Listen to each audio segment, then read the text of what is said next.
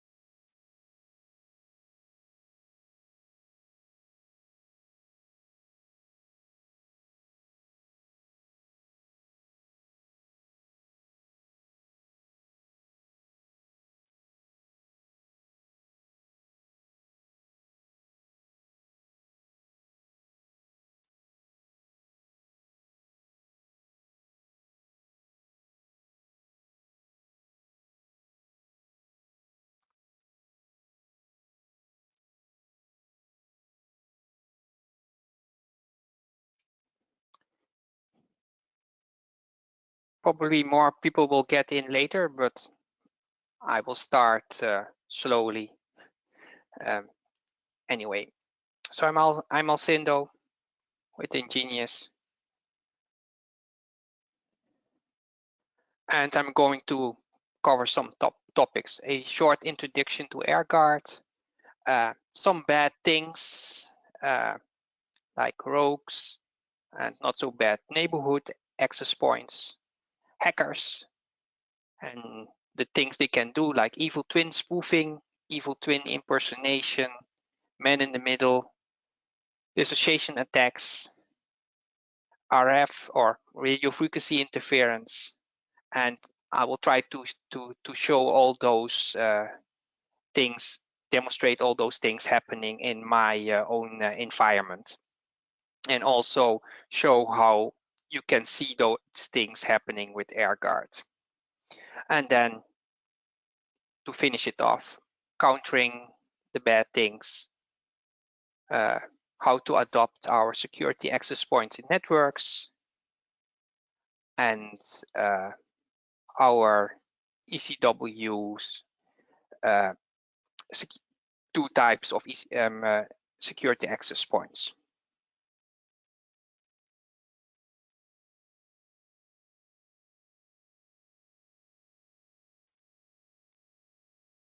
So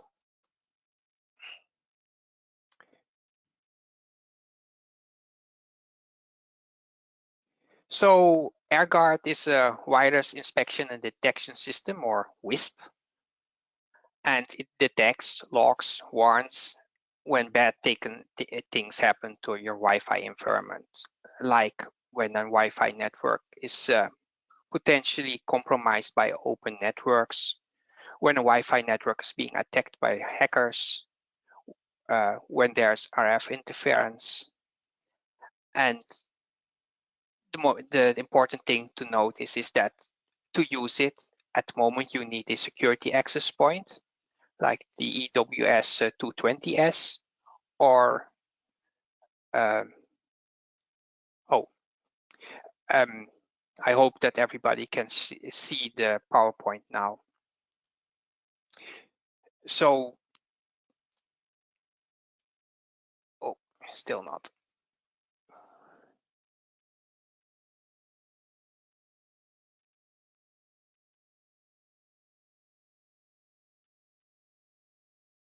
So you can see my screen now, and so you need, for Airguard, you need a security access point, EWS 220S or 230S, and you also need a paid license.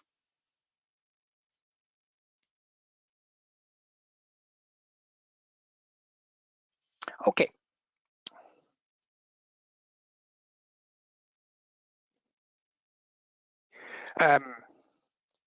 To make it active, you only need to enable it. You do not need to do anything else. You can add some classification rules. I will show that, but it's not a requirement. I'm not going to talk about how hackers can exploit the attacks, except describing it as bad things, so that you know. So the first thing we have are going to discuss our rogue and other access points. So rogue APs are actually all the APs that are not part of your network. Any open access points and those access points not yet classified as trusted neighborhood access points. They could be APs set up by hackers for attacks, but they do not have to be. And it can also be access points set up by colleagues to have easier network access because they find that the speeds are too low or it's too difficult to get.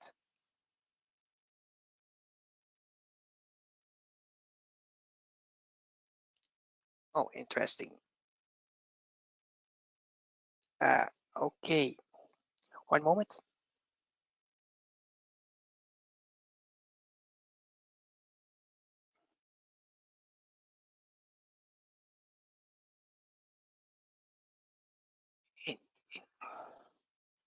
Sorry, I have to figure out to show the right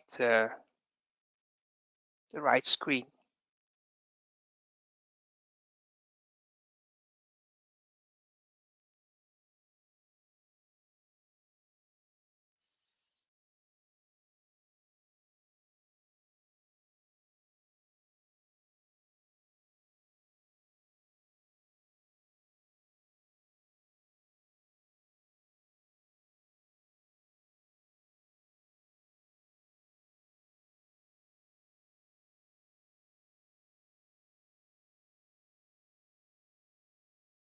Yeah, so now you're all on the right screen.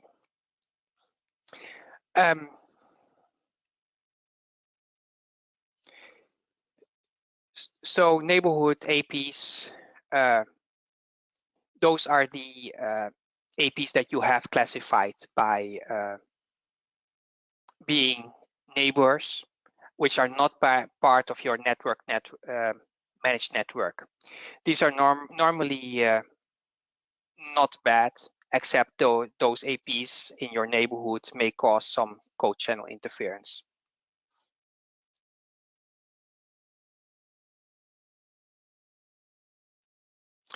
Airguard will detect and list all the APs and do a classification for this.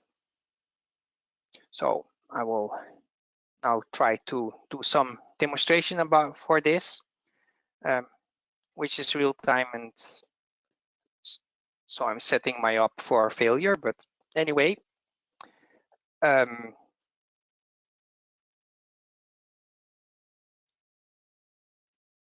so I have my virtual machine with Kali set up.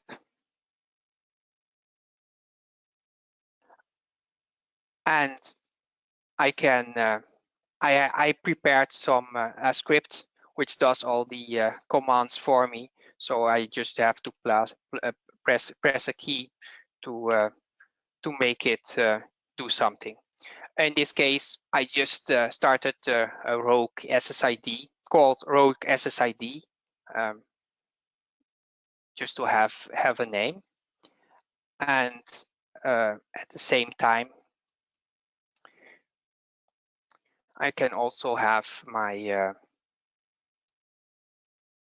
my Airguard giving me some information. There is a delay between things happening in that I started them and the moment that my rogue access points will really show. So these are the tests I did yesterday, and it will take a little time for it to show up. But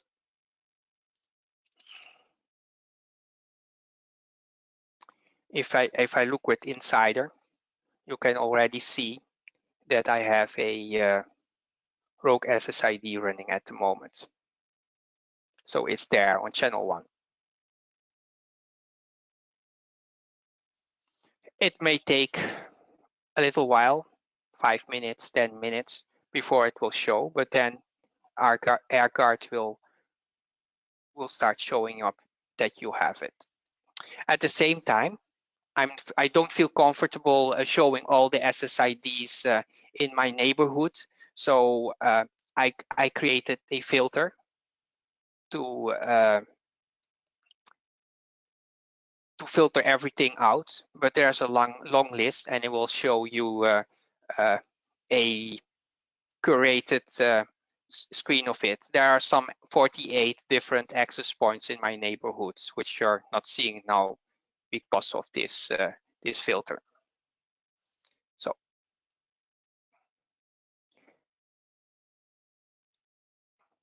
at a certain point, this will show up, but in the meantime, we will just move on, and then I will show you later that it has shown up.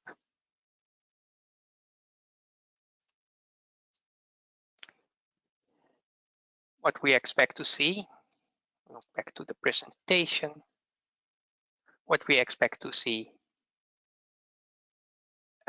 So this is basically the command that I did, and which any hacker would do to start a rogue access point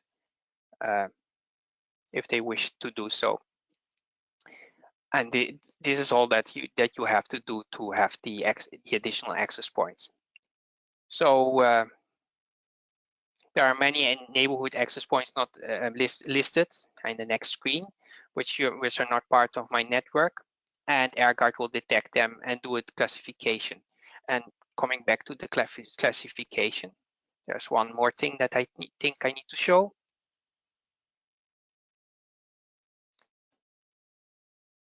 If I go to the first tab, I put in a rule here to tell that everything that every SSID that contains ESSID is considered a rogue. And when I have something in this list, or in the rogue SSID list, then I can check them and tell them to move to the whitelist, and that's the other SSIDs, or from the other SSIDs, I can do the same, check them, and move them to the rogue SSID list. And I can add both rogue rules and whitelist rules if I want to. I just put in a single rogue rule in this case.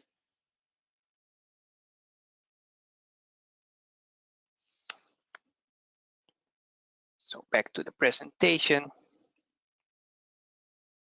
Like I said, by default, all the access points are classified and listed in the Other APs tab. This is by choice. If I want to have them all by default in the Other tab, I can also create a rule to do that. And if there's an AP that is considered to be a something else, an evil twin, it will be registered. By the way, I got a notification that that something has happened in my network. So,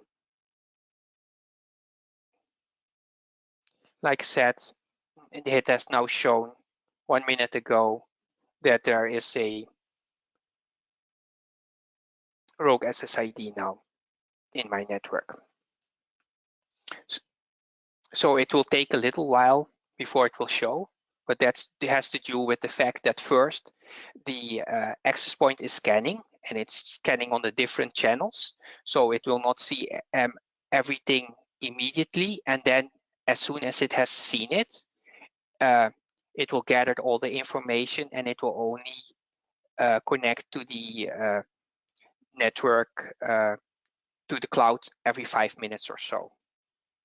So you will always have some of a delay.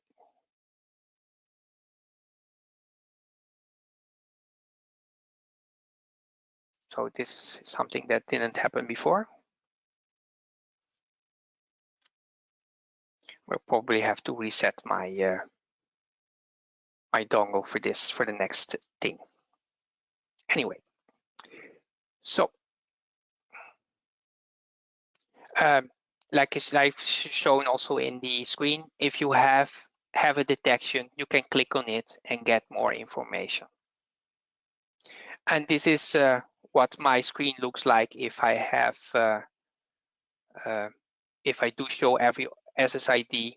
There are 48, and you just list a number of them, and then you can scroll for the other ones.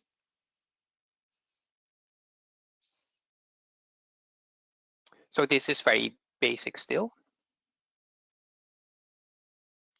Great. The next thing is, well, rogue SSIDs do not necessarily need to be hackers. They can just be your access points that are access point neighborhood access points that should be there, and there's nothing special about that. But they can also be from hackers.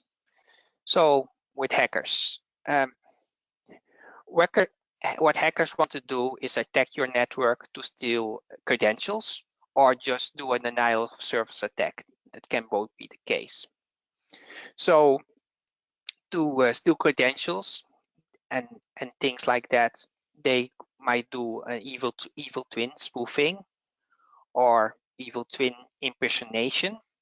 And by definition, or at least our definition, evil twin spoofing, you have the same BSSID, so the same MAC address of the device, but you use a different network name, different ESSID.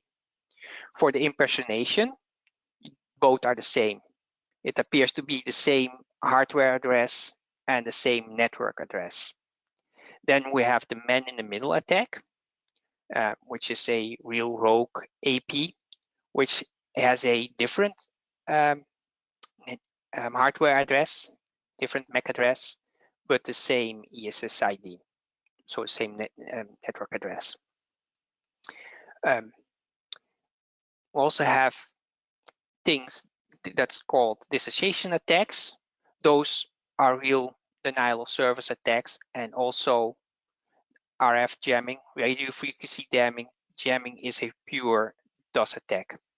So for the DOS attack, the dissociation attacks, they can be used purely as a DOS attack, but they can also be used to force somebody to connect to the evil twin or a man-in-the-middle access point.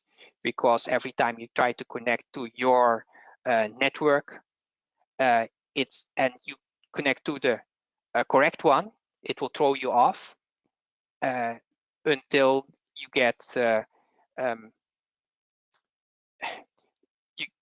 you try to connect to the one of the hacker, and then they will try to get you to share information that you should not.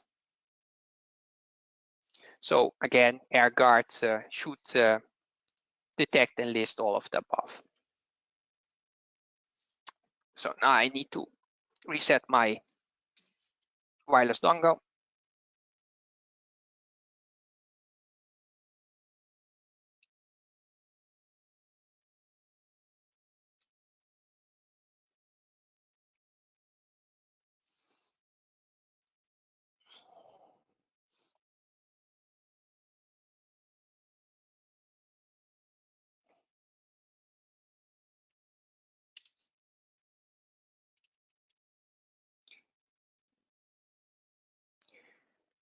I need to see that it's there.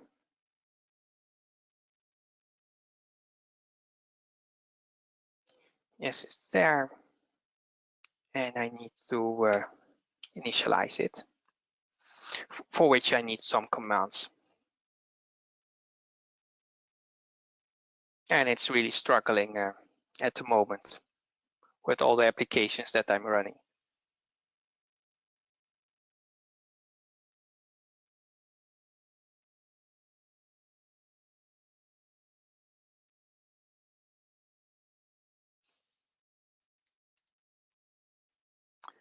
So the next thing is to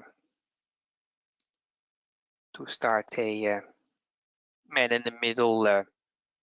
So again, with a man in the middle, I'm using the same network address, but a different hardware address.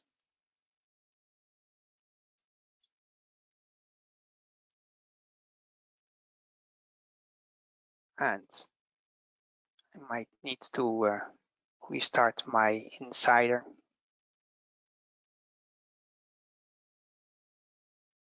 See what name did I call it?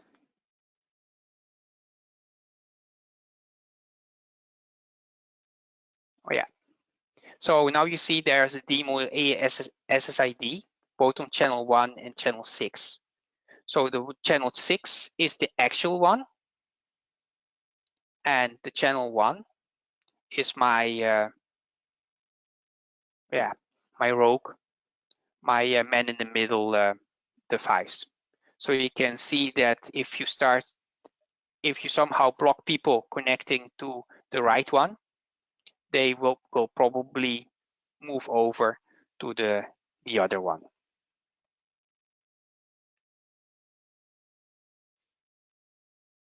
Again, it will take a little while for the device to for the access point to recognize it. So I'm not sure if I'm waiting long enough, but I will just skip and go to the next one. So the evil twin, again, something like this, you do a command. This is spoofing, so it's using the same SSID and the same MAC address. By the way, this is for a hacker, makes a little bit less sense than the man in the middle attack. But anyway, what you will see now is that my demo SSID is going to move from between channels, or at least it's supposed to do that. So now it's on my the channel 1. That's the insider saw that one last, and then after a little while it should jump to channel 6 and then 1 again, depending on where it's seeing it. So of course, when in a demo like this, it is not insider is not working with me and not jumping between channels, but I have made a little move here about this happening in another in one of my sheets. So here you can see that that is on another channel, and it cannot distinguish between the two. It can only see that it's sometimes on channel 1, seeing it on channel 1, and then seeing it on channel 6, depending on where it's saw it last. Okay. Well, because it's not showing me, you have seen that it's on the wrong channel at least. And the last one is the impersonation. In the impersonation, it will show the same MAC address, but so the same hardware, it will abuse my hardware address, but it will use another ESSID.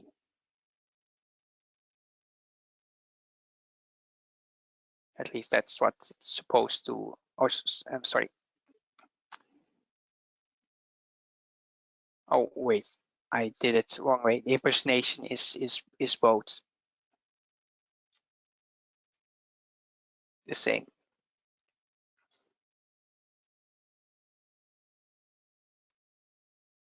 Okay. Moving back to my presentation.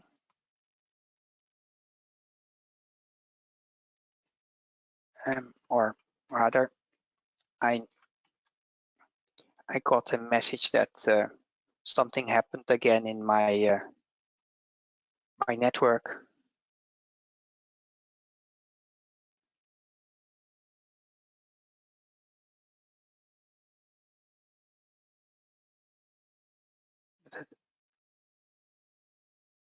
But at the moment, I'm not seeing it yet.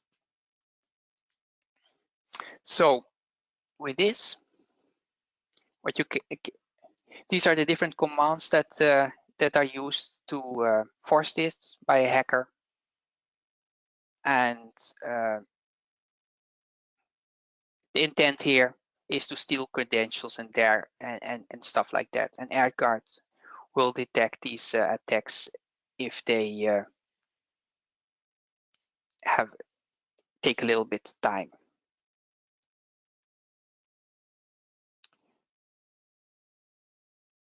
So let me see if this is running. So this is sort of what you will see in usually when it's spoofing the same MAC address and the same network address, then it will just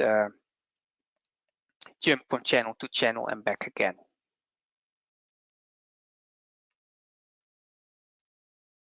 This is one way you can recognize that somebody is attacking your network.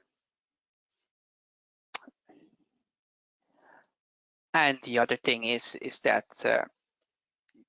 after time in the Evil Twins tab, you will see that there's spoofing. Again, you can open it up, get some more information, or that you can see there's somebody impersonating you. So with spoofing, they're using the same MAC address but a different SSID, and with the impersonation, everything is the same.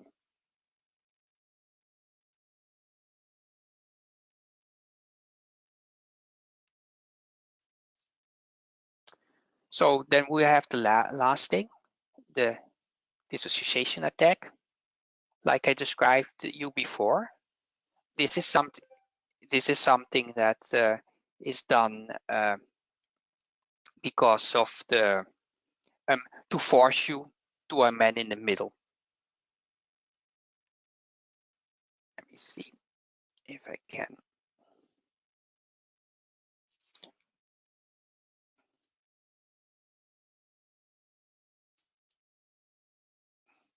So my impersonation, which is still running, has been detected by now by Ting. Okay. So back to, I'm going to do two things. First, I'm going to stop this one. And now I'm ready for my DNT authentication attack, which I will do, but I will bring in the screen of my mobile phone, or at least one of my mobile phones. Where is it?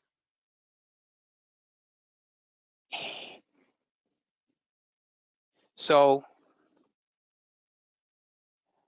I connected this mobile phone to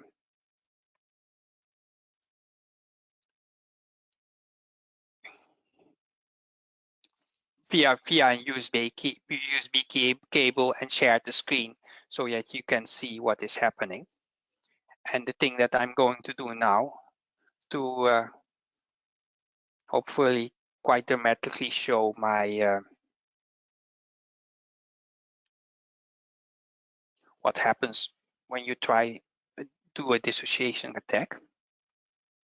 Come up. So I have speed test here. I will press go, and it will try to do something. And now I'm going to start the dissociation attack by pressing D, and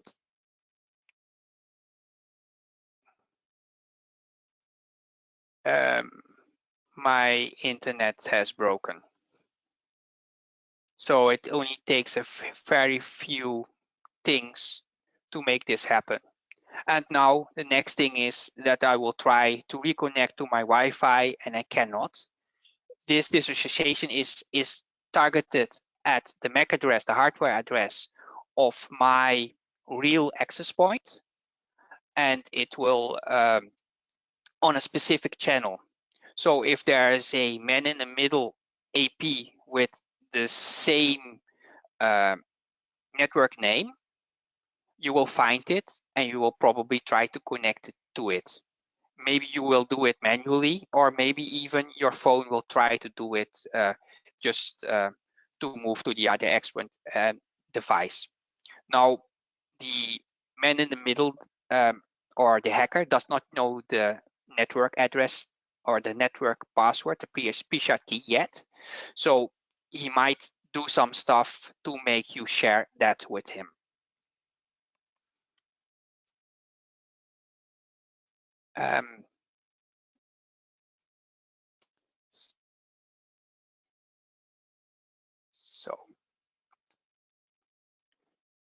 So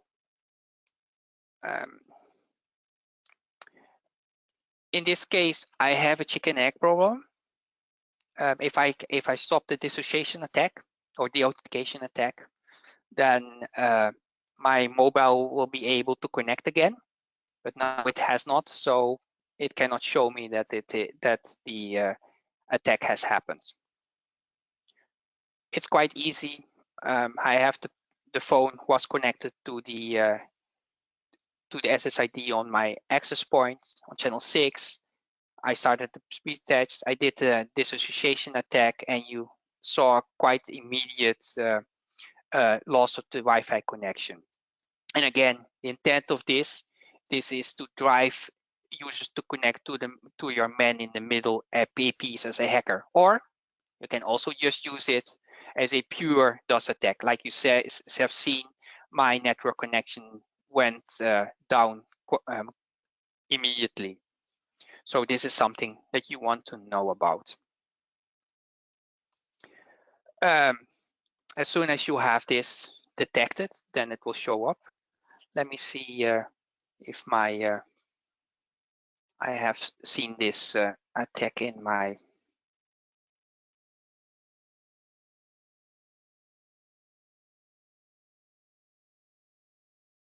so it already detected it. I will stop it now and then reconnect my phone back to the internet. So it's stopped.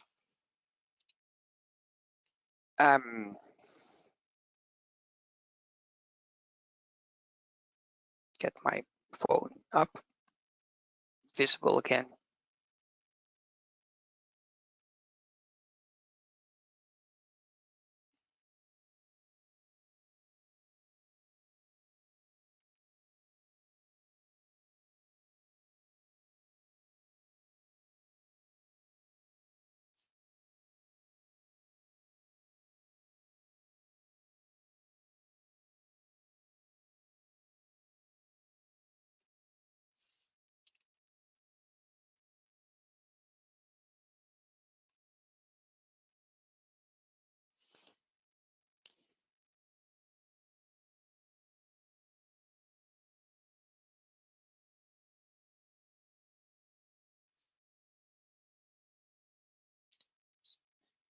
So it has connected again.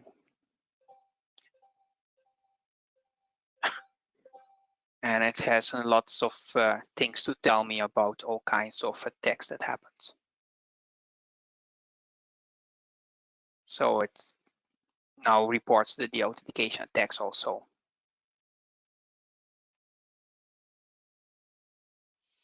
Okay.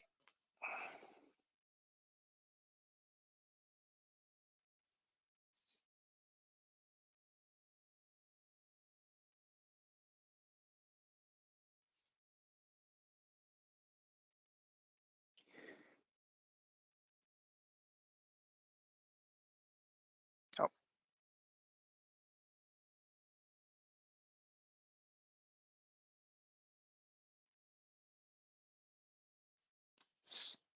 Let me see. So dissociation attack, commands, things.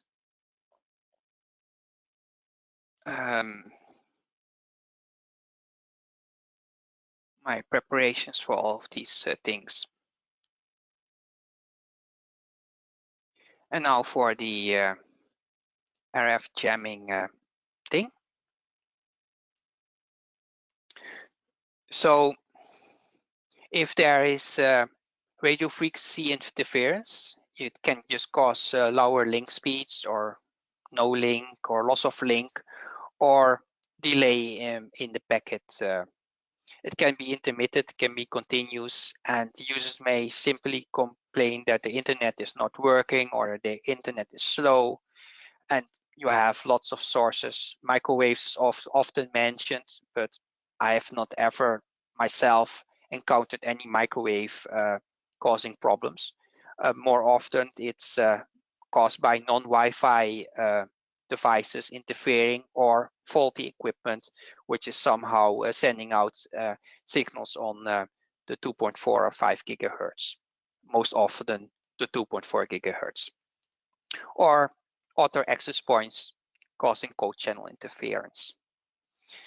And the RF jamming, radio frequency jamming, is a special case where someone, a hacker, intentionally causes radio frequency interference.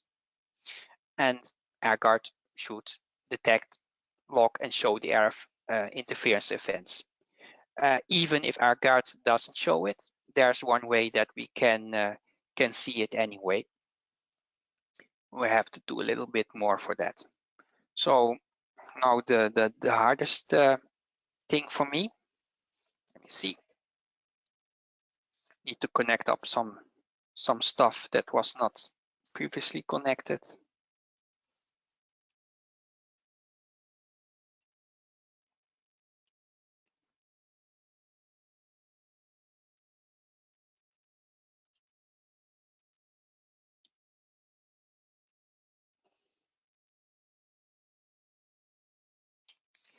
So what I'm going to do is cause some radio frequency interference. Let's see.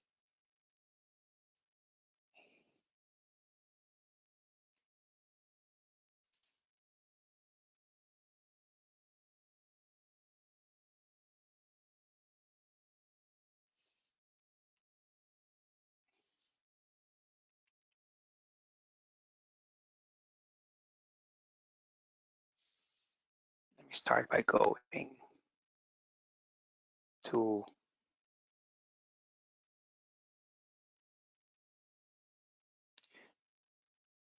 there's a very nice feature that we have currently, is that if you go to the access points, at least for the and you have the pro version, you have the diagnostics,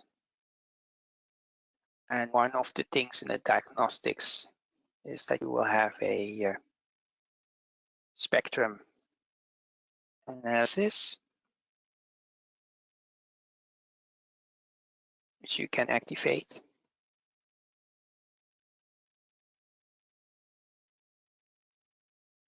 Just to reduce the load on my computer. I'm going to quit this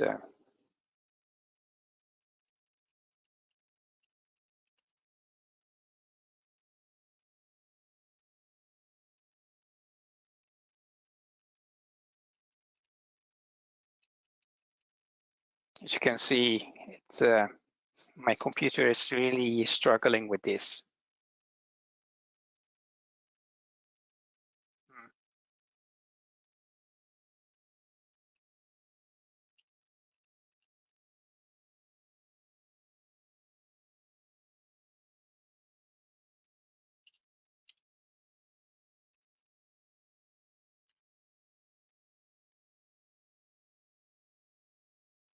So well, this is happening in the background.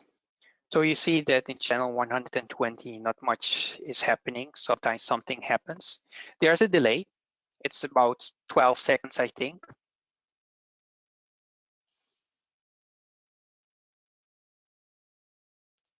And I have a laptop connected to the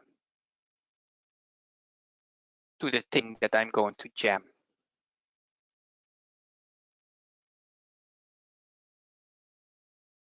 Okay.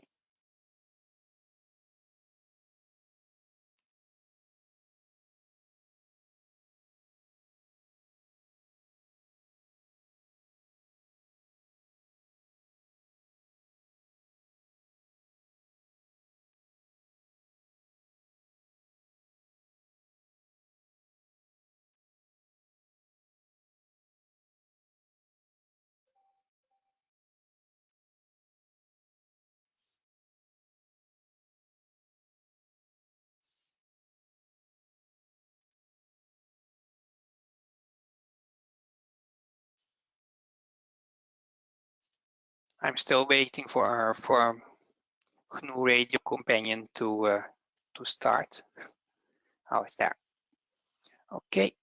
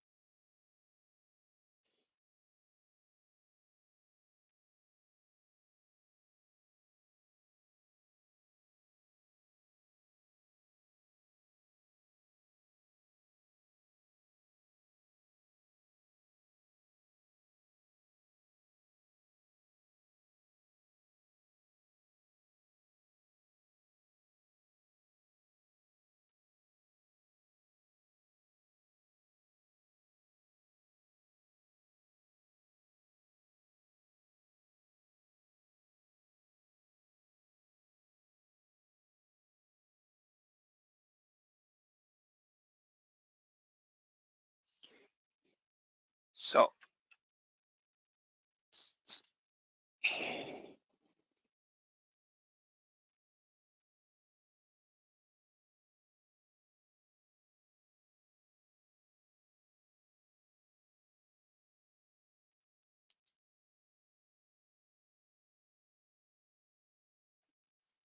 now I have a combination of things going really slow.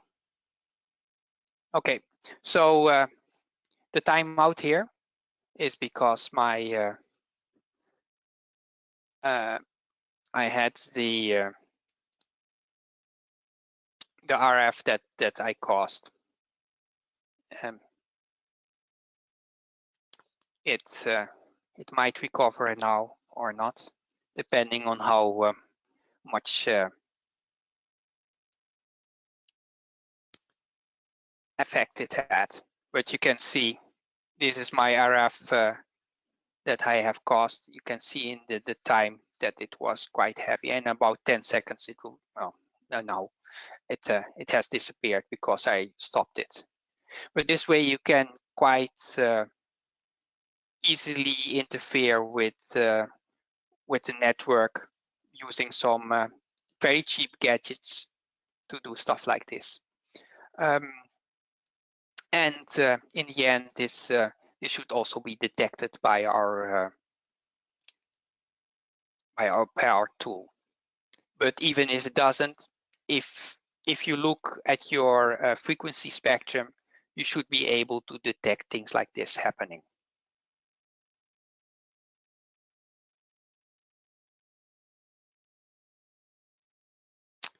So,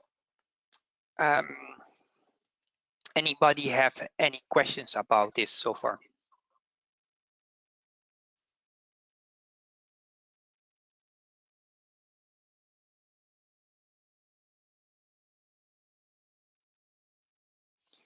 By the way, the other device has recovered after I stopped the attack.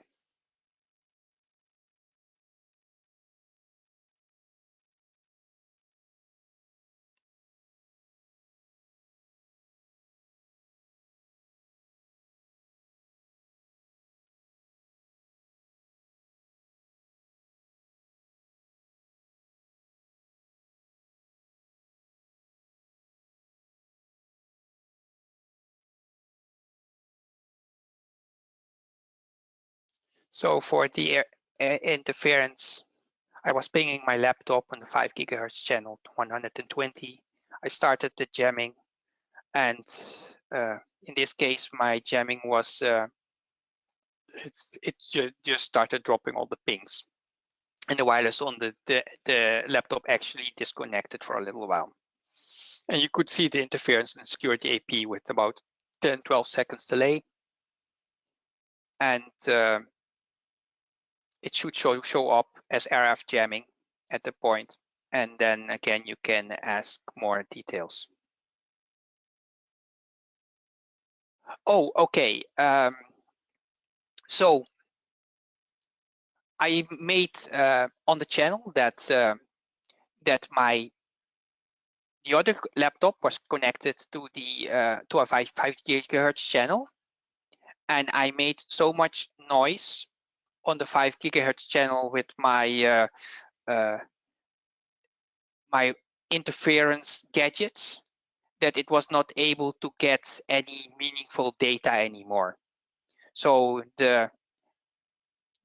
my pings drowned in the noise I was causing, and that was the reason why my laptop either did not hear my pings and could not reply, or if it did receive the replies, the access point was not able to hear the pings in the noise.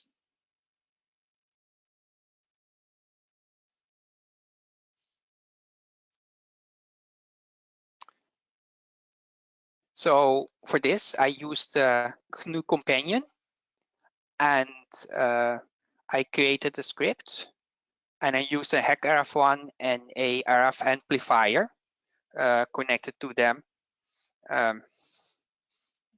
like this.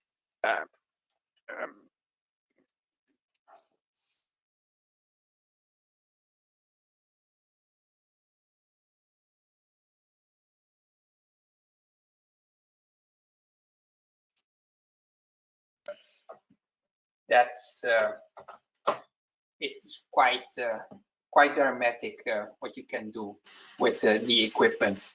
Although I do need the amplifier because without the amplifier, my hacker one is noise is so tiny it does not do anything. That it's and the antenna I'm using was quite near my access point in this case. But for I have a omni antenna, and if you were a hacker, you would probably use a directional antenna and point it to the access point.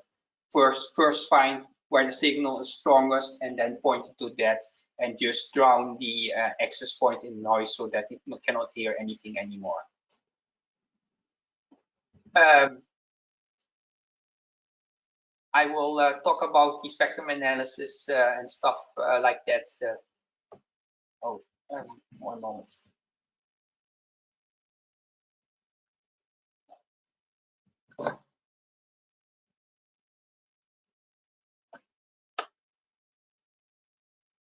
Hello, hello. Can you hear me again? Okay, sorry. I did notice there was some new hardware detected, but I did not realize.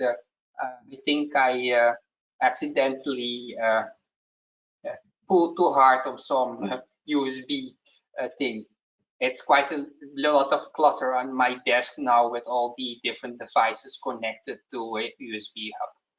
Okay, so what I was saying, let me try to go back.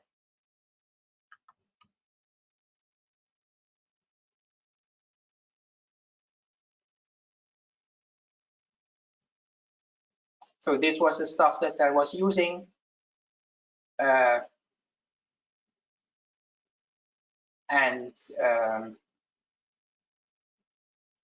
use an omnidirectional antenna. You can expect a hacker to use a directional antenna. First, find where the access points are, and then beam all the power in the direction of the access point, so the access point will not be able to hear anything anymore. Or direct it to a client and just target the client. That's also possible.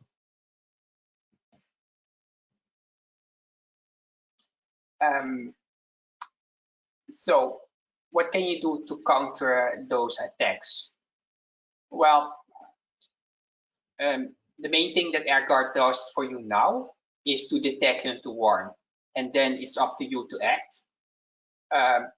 Find the location of the culprit. If you have many access points, security access points, you might see that it's between some of the access points, and then, well, it must be somewhere there, or it's farther away from, far furthest away from this one, but the other two can see it quite well, then it must be somewhere there, so you can extrapolate. Once you know where it is, you can try to find it, and then for now, something like take a big hammer, find the device, and smash it. I think that's a very effective method. There are also some things you can do, some mitigation.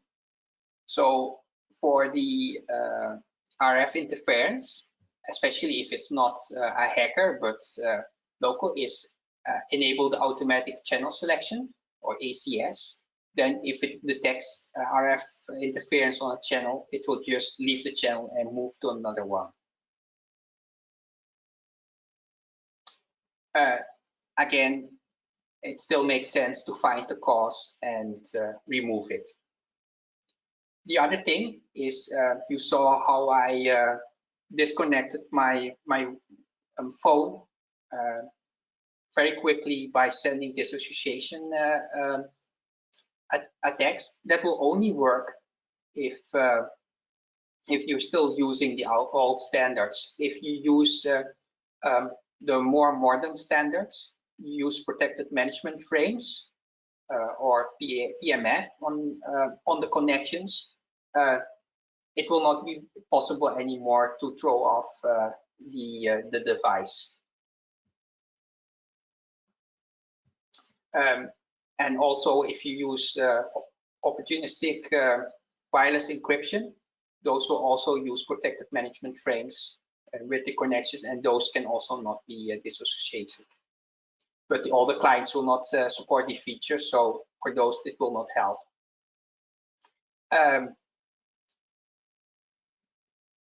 Also, for things like the man-in-the-middle attacks and such, often they use tricks. They found vulnerabilities with all the firmware, so automatic firmware upgrades, having that will eliminate a lot of issues. By the way, with the cloud, we do not have choice. It will do a automatic firmware upgrade, but you can still choose if you want the beta channel or the stable or the previously stable. Then for the future, wireless intrusion protection system, or WISP, could also be used to automatically counter some attacks. What you can think of is doing the disassociation attacks on rogue APs, so doing active mitigation. But that's something that those are future features for a future webinar. So about adopting the security APs in the network, just a single one will already be helpful, but it will have limited coverage, so more is better.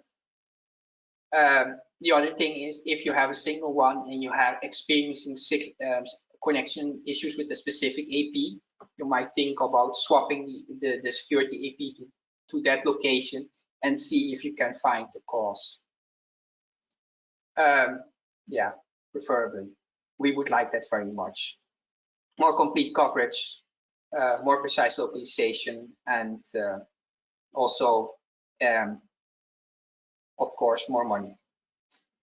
By default, Airguard does this by background scanning using the normal radios of the security APs. However, when you disable zero-way DFS, it will use the scanning radio for this, so it will be more, it will see everything faster.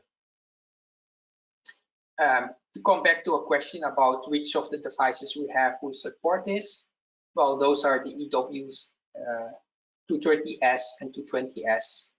which have the RF scanning radio, which we can use for the Airguard.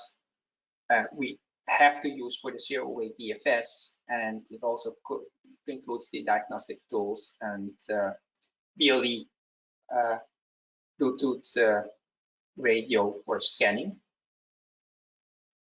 So these are the models, and because I was asked, I will also want to tell you that we do have BLE and presence reporting. So you can get a list of all the MAC addresses of all Bluetooth devices in the neighborhood of the access point. But you need to have a third-party solution to interface with this information and do something with it. We just provide the list, which devices are near and what is their RSSI. We also have something that's called presence reporting. And I think this is something like this, but then for Wi-Fi.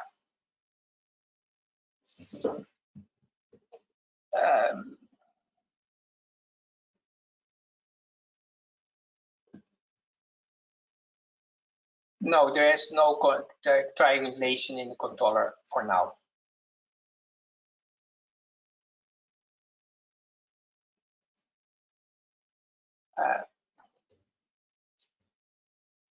I'm not sure if you're talking about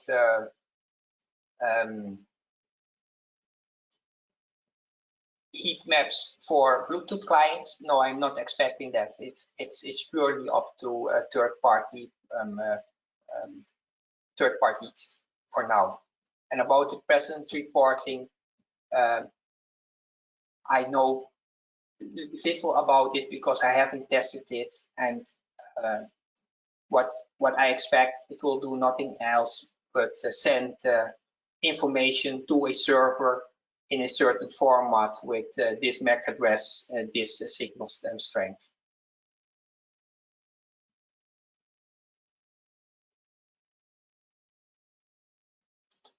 And to be clear, for this part, you can use our cloud API to retrieve this information from our cloud for all the access points. It will have a delay, of course, because there is the access point gathers the information and only sends it out to the cloud once every 5 minutes.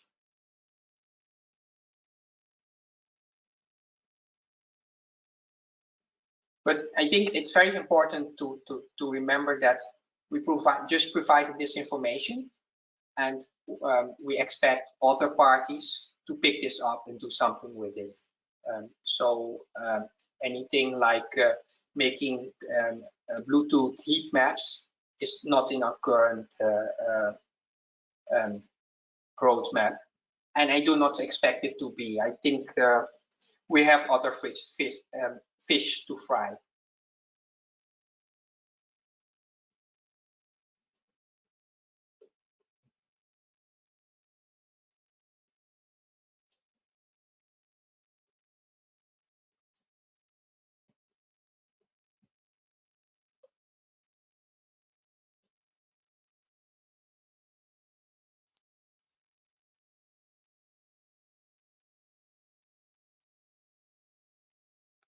Okay, more, did I answer all the questions of everybody?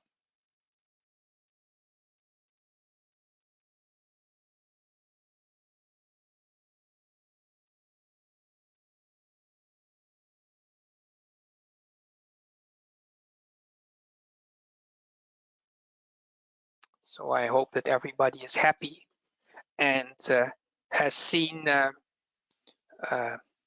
well, maybe not what they expected, but at least seen something that they can do something with. I think this tool, having this, really can help us troubleshoot a lot of stuff, and especially the it's just not about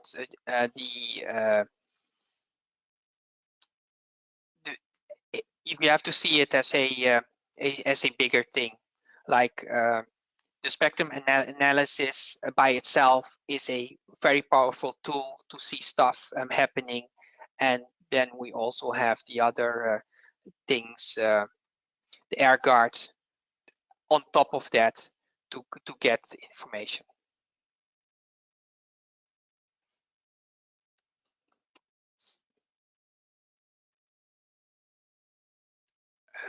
Well, I'm not seeing any other questions. I like to thank you very much for being here and looking at everything. And if you think of any other questions later, just drop me an email on support@ingeniusnetworks.eu. Thank you very much for your attendance.